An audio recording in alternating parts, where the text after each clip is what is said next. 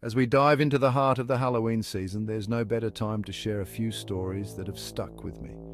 Strange, unsettling moments from my past that never quite made sense. These are real experiences that left a lasting impression, and maybe after hearing them, you'll understand why. Grab a cozy blanket, dim the lights, and settle in. Things are about to get creepy. But before we begin, let's talk about something that keeps my energy up and ready to share these chilling tales. Before we get into the spooky stuff, I have to give a big shout out to today's sponsor, Factor 75. If you're anything like me, life gets especially hectic this time of year. Between work, social obligations, and Halloween prep, sometimes I'm lucky to grab a snack, let alone a full meal. Factor has seriously been a game changer for me. They deliver fresh, never frozen meals that are actually chef prepared and dietitian approved. So I don't have to sacrifice nutrition or taste when I'm on the go. Factor's meals cater to every kind of diet you could want. Whether you're keto, calorie conscious, vegan, or just looking for a bit more protein, they've got it all. I personally love the high protein options. The Peruvian chicken has become a total favorite. And if you're watching this and thinking you could use some help with meal prep, they've hooked us up with a killer discount. Just use the code 50nightmare at checkout for 50% off. Check out Factor 75 and keep yourself fueled up for all your October plans. All right, now let's dive into the stories. Growing up, I had a family cat named Cosmo. Cosmo was peculiar. He was mostly an outdoor cat, showing up when he was ready to be fed or nap in the sun, but the basement was his favorite haunt. He'd spend hours down there, chasing shadows or just lying around. But one night, everything changed. Out of the blue, Cosmo started acting strange around the basement door, refusing to go near it. At first, we laughed it off, thinking he was just being a finicky cat. But Cosmo's behavior kept getting weirder. He would sit by the door, back arched, fur puffed up, staring like he was seeing something we couldn't. Then there were noises, soft scratching sounds and the faintest clicks. We assumed it was mice or some other small creature, especially when we discovered a flea infestation shortly after. With the flea issue taken care of, we thought the basement would go back to normal. But Cosmo still wouldn't go down there.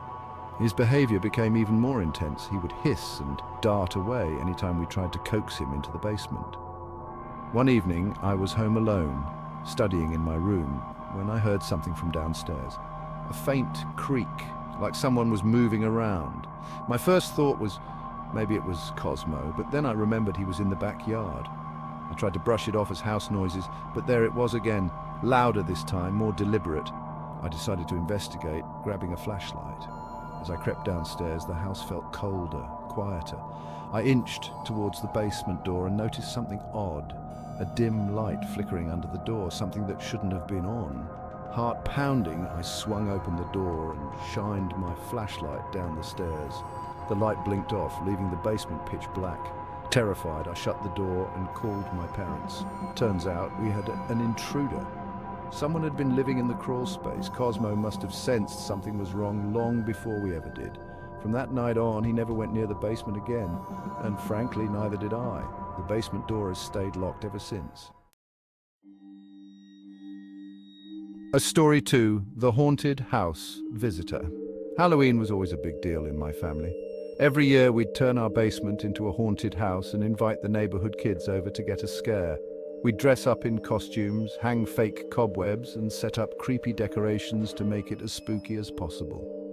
One Halloween, things took a turn that left us all feeling uneasy. That year, a man arrived at our door early, way before any kids had shown up. He didn't have any kids with him, but he said he was dropping off some canned goods as part of a food drive my mum had organized. We thought it was a bit odd, but we accepted the donation and let him walk through the haunted house. My cousins and I were already hiding in our costumes, waiting to jump out and scare people. Everything seemed fine until one of my friends came back from the basement looking a bit shaken. She told me someone in a mask had tried to grab her arm and she hadn't recognized the costume. We brushed it off as a misunderstanding, thinking maybe one of us had gone a little too far with the scaring. But when we did a head count, we realized something unsettling. One of our masks was missing. It was a creepy, featureless white mask, simple but disturbing. No one claimed to be wearing it, and we couldn't figure out where it had gone. My parents decided to close the haunted house early. Later that night, I was in my room winding down when I glanced out the window and nearly jumped out of my skin. Standing on the sidewalk, just beyond the edge of our property, was a figure in that same mask. They were completely still, just watching. I froze, unsure of what to do, until they finally turned and walked off into the night. Months later, while tidying up the basement, I found that mask lying on my bed with my name scribbled inside. It had a strange, almost taunting feel to it, like someone was reminding me of that night. To this day, I have no idea who it was or why they targeted us, but every Halloween, I can't help but feel like they might be watching again. This last story happened a few years ago when I got a job at a small, family-owned Mexican restaurant. I was excited. It seemed like a laid-back place, and I loved the food. But there was one thing about the place that didn't sit right. Every night after closing, when I'd be locking up, I'd hear strange noises, shuffling, the occasional bang coming from below the restaurant. It didn't make sense because, as far as I knew, the restaurant didn't have a basement. I mentioned the noises to my manager, Carlos, who just laughed it off, insisting there was nothing down there. But the noises kept coming back, and they got harder to ignore. One night, after another round of strange sounds, I decided I had had enough. I grabbed a flashlight and went outside to check the back of the building. I noticed there were these small, dirty windows right at ground level, half buried and covered with grime. I bent down to take a closer look. That's when I saw it. A face staring back at me from behind the glass, pale, wide-eyed, watching me. I scrambled back, heart pounding. I went straight to Carlos, demanding answers. Reluctantly, he told me the truth. His brother, who was mentally ill, had been living in that basement. Carlos said he kept his brother hidden there because he couldn't afford proper care, but he assured me his brother was harmless. I tried to convince myself it was just an unfortunate situation, but the eerie feeling wouldn't go away. A few days later, I was taking out the trash when I spotted someone lurking just beyond the trees.